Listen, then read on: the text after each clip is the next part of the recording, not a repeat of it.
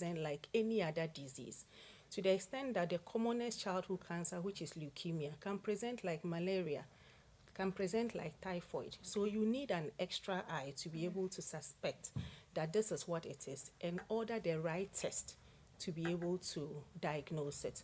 So, and part of the reason some of this is happening is cost. Cancer is expensive, whether it's adults or children. It is very expensive to diagnose, it is very expensive to treat. And we have to accept that as a nation and invest in that. Fortunately, we have some, maybe we'll talk about that later. So let me focus on what the challenges are. Right. So within the healthcare system, there are delays in diagnosis as well. Okay. Then when it comes to initiation of treatment, we know that some cancers were put on the National Health Insurance Scheme. The implementation has been very hectic. And so because of that, we've had a lot of challenges.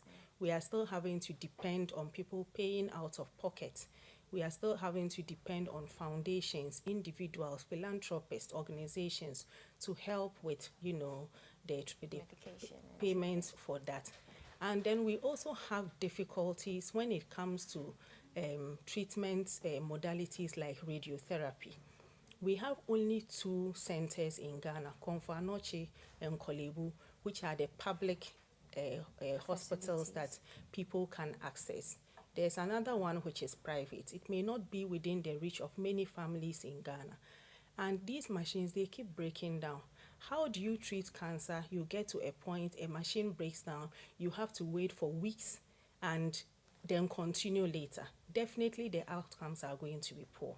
So there are a lot of challenges that prevent us from actually moving to the 80%, at least 80% that the rest of the world may be able to achieve with childhood cancers, yes. Right. Yeah. And we were doing some research as well, and it shows that there's a sharp rise in childhood cancers, especially in northern Ghana. Why is that so? Is that true first, and then why is that so? Yeah. So that's a great question. So let me step back and address data. One of our biggest difficulties in this country is data.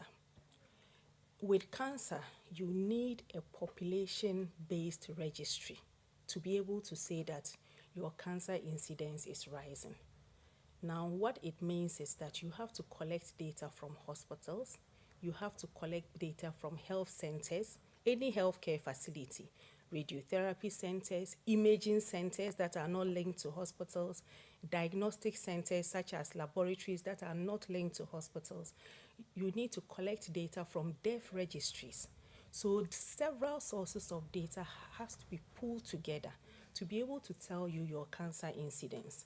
So when we are talking about cases rising, it is difficult to say that it is a true rise in the number of cases, because incidence means the number of new cases that are occurring in a defined population within a certain period of time.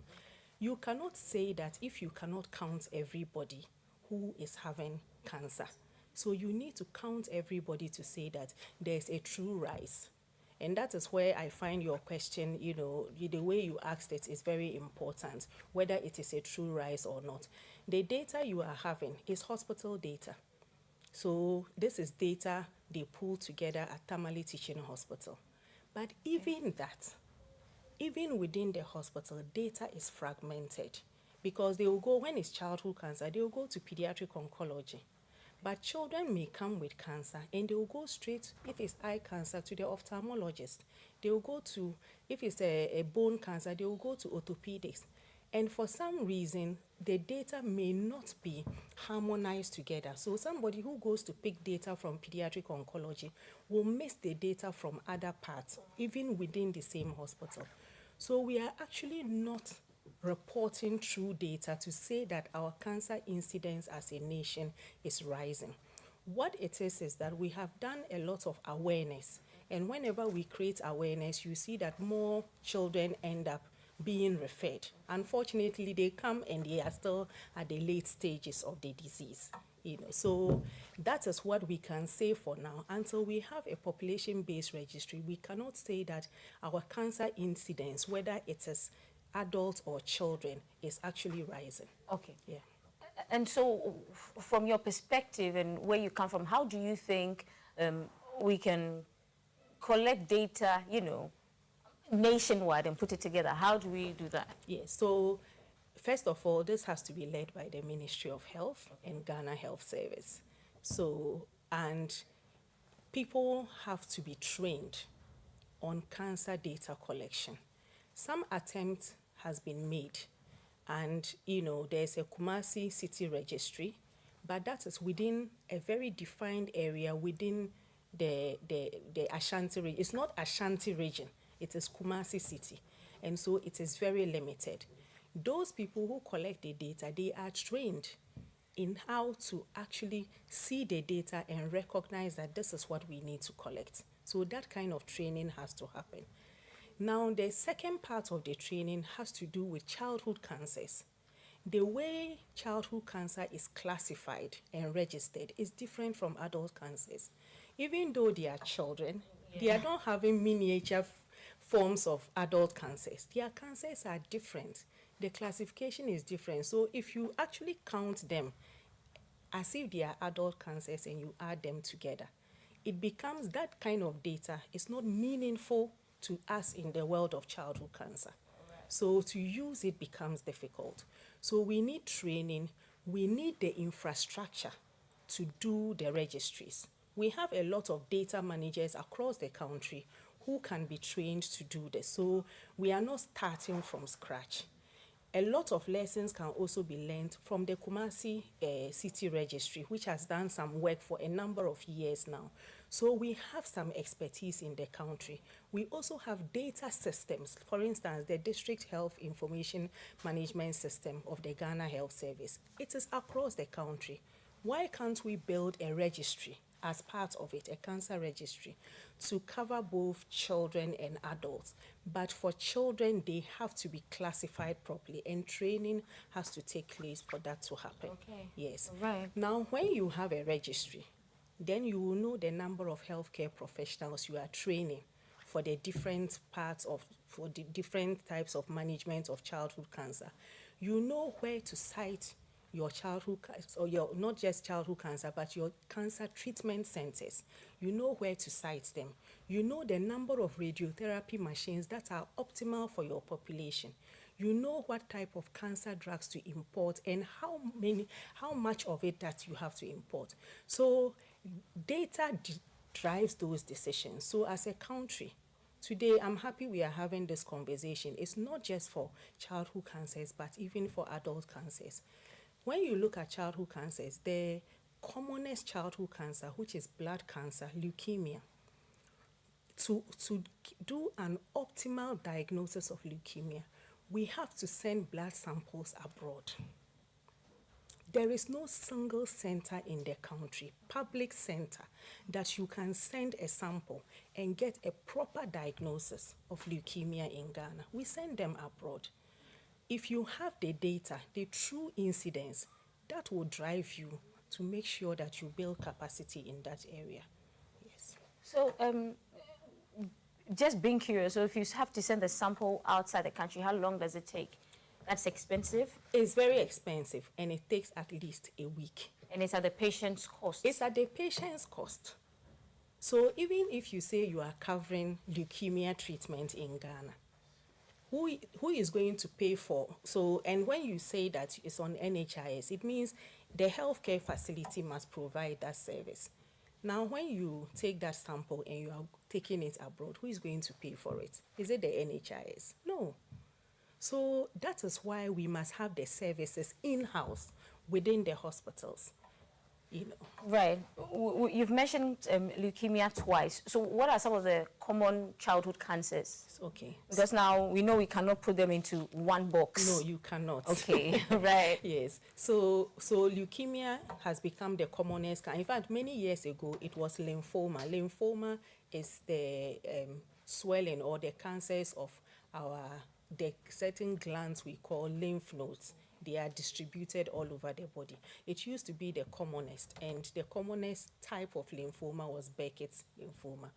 But Burkitt's lymphoma is also, tied to malaria incidence. So in a way, as the malaria incidence is coming down, Burkitt's lymphoma is no longer the commonest cancer, even though we have crops of it here and there.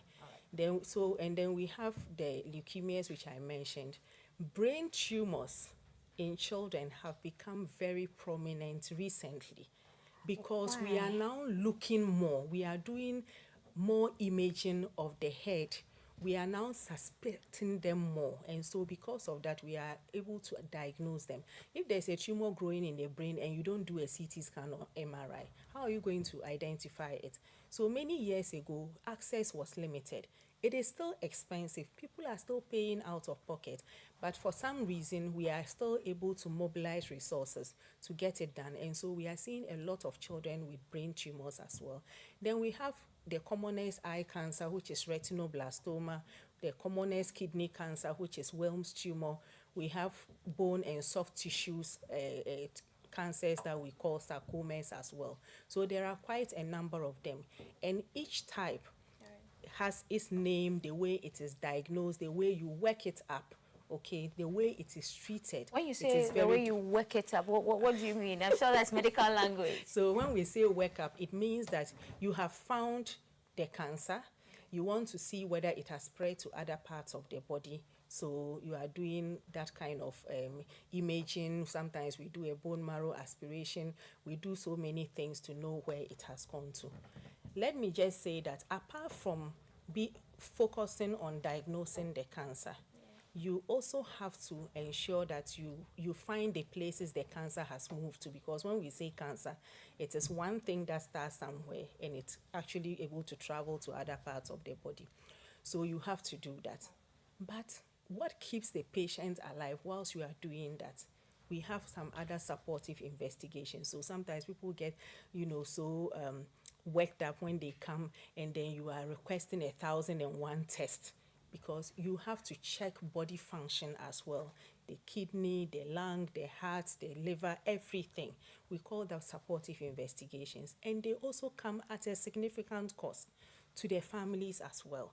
So imagine a family that has never held 2,000 cedis a month as a salary, and they come and you are doing a leukemia, only the diagnosis of leukemia, and it's cost more than 2,000 cedis.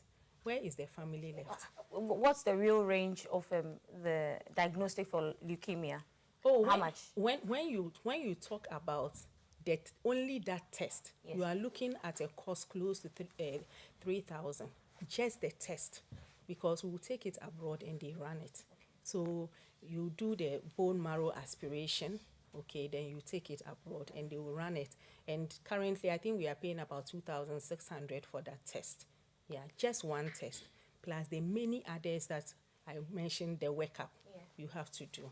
Okay. Yeah. You mentioned that now we are seeing a lot more brain tumors because there's more imaging and whatnot. Does it mean that there are lots more CT scan centers and MRI centers across the country? Yes. So, but these are private. Okay. Yes, they are private centers. So we have them. They are distributed across the country. We do have some in our government hospitals, and some have broken down for ages. In my hospital, for instance, for the past 2 years, we've not had access to this is Greater Accra Regional Hospital. And then MRI, yes, because it's broken down. So our patients have to go to other places, including Korle Bu, to get their imaging done.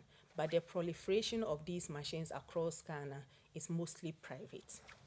Right. Yeah. So what's the real story about people, for the family who haven't even held 2,000 Ghana cedi before, and they find a child who has leukemia? Yes. What will happen to them? Like, tell us the real story. Yes, so the real story is that if they manage to get to hospitals where we have foundations that are supporting, so the Greater Accra Regional Hospital, for instance, we are supported by Cure Childhood Cancer Ghana, then they are able to have access to the diagnosis and then treatment.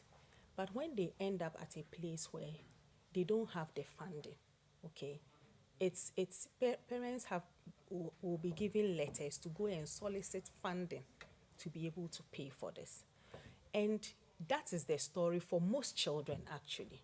Okay, so that is why when the Ghana Medical Trust Fund was established, we were very excited. Fortunately, they have adopted a number of childhood cancers, including these leukemias, that they are costing to be able to assist families with that. So the story, the real story is that when you come and you don't get a philanthropist, a foundation, or anybody helping, you pay out of pocket. If you cannot do that, then it becomes a death sentence for the child. Because if we don't have a diagnosis, what are we treating? Yeah. That's sad to hear. It is very sad. Okay. Yeah. Now let's talk the treatment options that are available. Okay, so for cancers, we generally have 3 big treatment options, and there are others as well. So most of the time, we give medicines, the medicines that are popularly known as chemotherapy. So we give medicines, they can be taken by mouth, you can give, most of the time we give it into the vein, and then there are others that we give into the spine, because we need to cover the brain as well when we do that. Then we have surgery.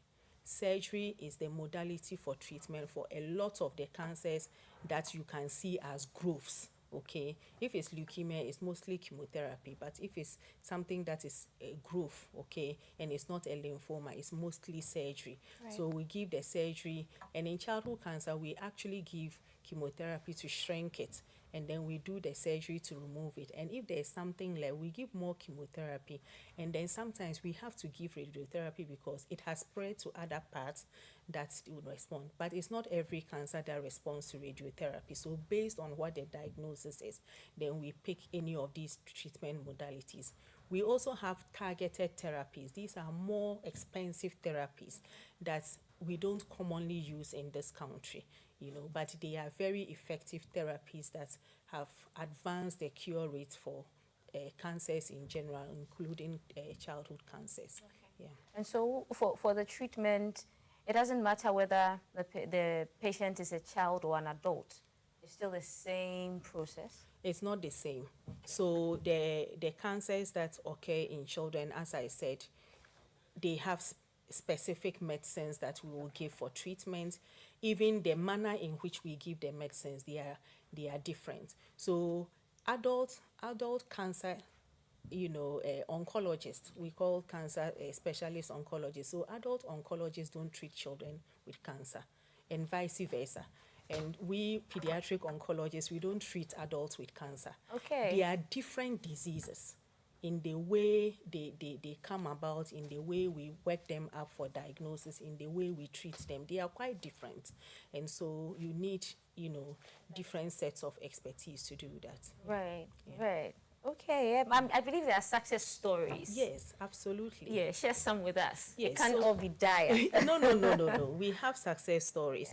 At least for a lot of the children, let me just say that apart from these things that we do, we also support families with transportation for the children. You have to support with transport in and out. Otherwise, if you have free chemotherapy sitting in the hospital, even transport to come for it, frequently becomes a problem. So at the Greater Accra Regional Hospital, when we started the unit 5 years ago, we had 25% of our children not coming for the treatment after they got better, not cured, but got better. They stopped coming because transport issues. When we put in the transport interventions, subsequently, we don't have people abandoning the treatment. They actually come for it. So every September, we let people know that children actually survive the disease. So we have a fun fair, mostly at the Ifua Sutherland Park. So you see a lot of the children come, we give them certificates, they ring their bells and all that. We've treated a number of children. They are back in school, some have gone to secondary school and whatnot. So we have a lot of success stories. So when we invite you in September, please come come and be Definitely. part of this, of the success stories. Definitely. How Yes. can we donate? How can the public help? Yes, so we have for the Greater Accra Regional Hospital, we actually support both Greater Accra Regional Hospital and Tamale Teaching Hospital, because I used to take care of the children there as well. And so we have Cure Childhood Cancer Ghana.